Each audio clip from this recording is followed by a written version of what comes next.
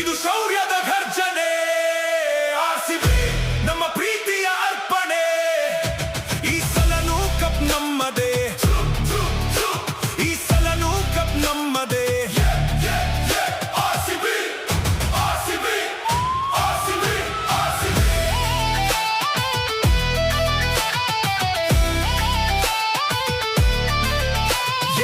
ಬೆಂಗಳೂರಿನ ಈ ಮಣ್ಣಲ್ಲಿ ಇತಿಹಾಸ ಬರೆದಿದ್ದೀವಿ. ವೀರರ ಹಾಗೆ ನಾವು ಮೈದಾನಕ್ಕೆ ಇಳಿದಿದ್ದೀವಿ. ಗೆಲುವಿನ ಹಸಿವು ನಮಗೆ